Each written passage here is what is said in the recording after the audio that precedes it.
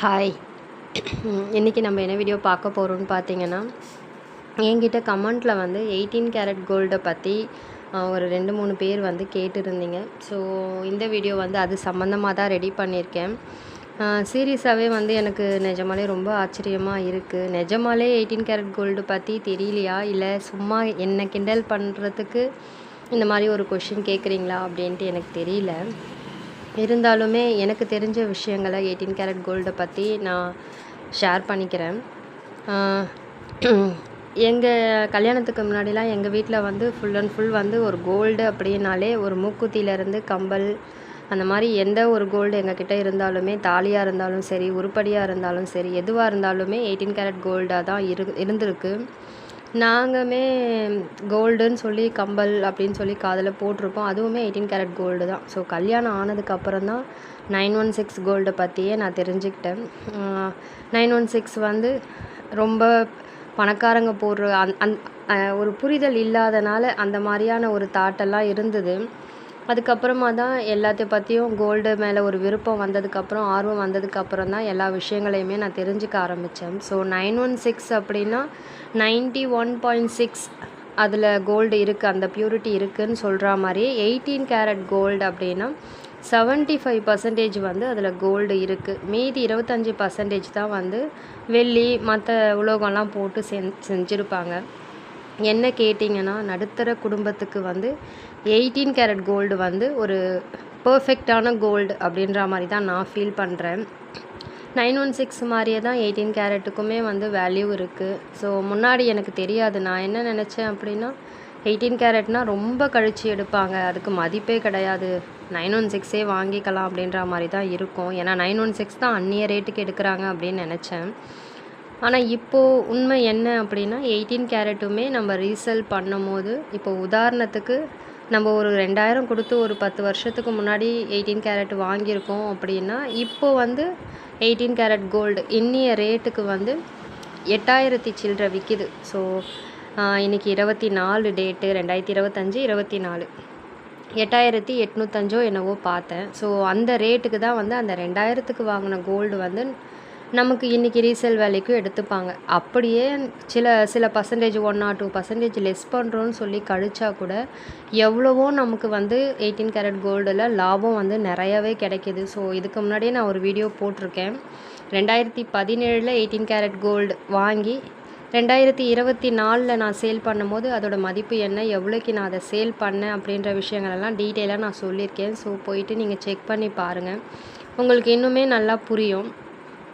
18 carat gold அப்படின்னா 75% வந்து அதில் கோல்டு இருக்குது. ஸோ இன்னொரு விஷயத்தையும் நீங்கள் தெரிஞ்சுக்கோங்க, எல்லா அடகு கடையிலையுமே வந்து 18 கேரட் கோல்டு கிடைக்கிது.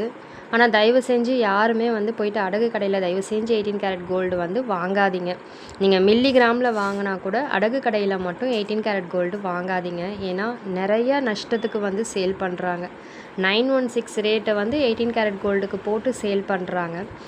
இன்னும் ஒன்றுமே தெரியாதவங்க கிட்ட என்ன பண்ணுறாங்க, அந்த 916 ரேட்லேயே அவங்க எல்லாமே எடுத்துடுறாங்க, வேஸ்டேஜ் ஜிஎஸ்டின்னு எல்லாத்தையுமே எடுத்துடுறாங்க. இருந்துமே இன்னும்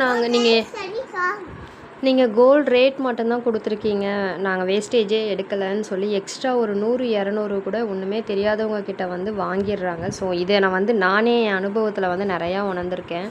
நான் வந்து இந்த 1 கிராம் கம்பல் அதுவுமே 916 ரேட்டை அதெல்லாம் 18 கேரட் தான், ஆனால் 916 ரேட் கொடுத்து தான் வாங்கியிருக்கேன்.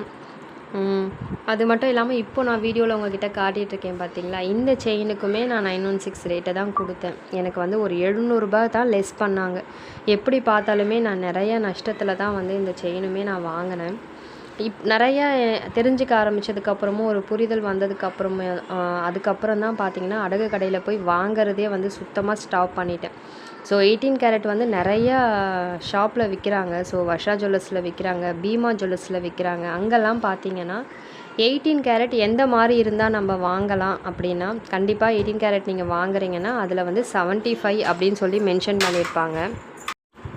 அது மட்டும் இல்லாமல் நார்மல் 18 மார்க்கெட்டில் 18 கேரட்டோட ப்ரைஸ் என்ன அப்படின்றத கண்டிப்பாக நீங்கள் செக் பண்ணிவிட்டு அதுக்கப்புறம் கடைக்கு போங்க. அதே ரேட்டு நமக்கு சொல்கிறாங்களான்னு பாருங்கள். வேஸ்டேஜுமே வந்து ரொம்ப கம்மியாக தான் போட்டிருப்பாங்க. ஸோ எல்லாமே கணக்கு பண்ணால் கூட 916 வந்து தொடுறது அப்படின்றது வந்து கண்டிப்பாக சாத்தியம் இல்லாத ஒன்று தான். எல்லா விஷயங்களையும் டீட்டெயிலாக தெரிஞ்சுக்கிட்டு அதுக்கப்புறம் போயிட்டு பர்ச்சேஸ் பண்ணுங்கள். 18 கேரட் வந்து நிறைய பேங்க்கில் வந்து அடகுக்கு எடுத்துக்கிறாங்க. ஸோ ஒரு சிஸ்டர் வந்து அந்த பேங்க் பேர் கூட எனக்கு ஞாபகம் இல்லை, கமெண்ட்டில் கேட்டிருந்தாங்க. நீங்கள் வந்து கண்டிப்பாக அந்த பேங்க்கில் போயிட்டு விசாரிங்க. 18 கேரட் கோல்டு வந்து அடகு வைக்கலாமா, லோன் கொடுப்பீங்களா 18 கேரட்க்குன்னு சொல்லி.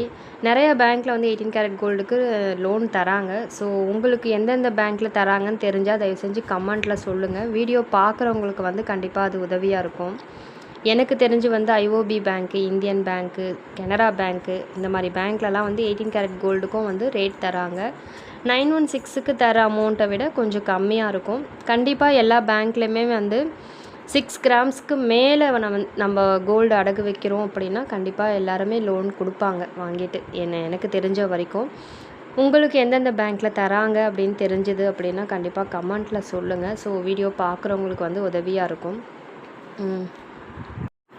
நம்ம லைட் வெயிட்டில் 916 வாங்கிட்டு கொஞ்ச நாள் யூஸ் பண்ணிவிட்டு அப்பப்போ மாற்றி நஷ்டம் பண்ணுறதுக்கு என்ன கேட்டால் நம்ம வந்து தினமும் யூஸ் பண்ணுற பொருள், நான் இதுக்கு முன்னாடி சொன்ன மாதிரி தான், கம்பல், மூக்குத்தி, தினமும் சின்னதாக ஒரு செயின் போட்டிருக்க போகிறோம் கழுத்தில் அப்படின்னா அந்த அரை பவுனில் வாங்குகிற செயின், ஒரு பிரேஸ்லெட்டு, வளையல் கூட நான் சொல்கிறேன். நம்ம டெய்லி யூஸ் பண்ண போகிறோம் அப்படின்னா கண்டிப்பாக 18 கேரட்டில் நம்ம வாங்கி போட்டுக்கிறது வந்து என்ன கேட்டால் ரொம்பவே நமக்கு நல்லது.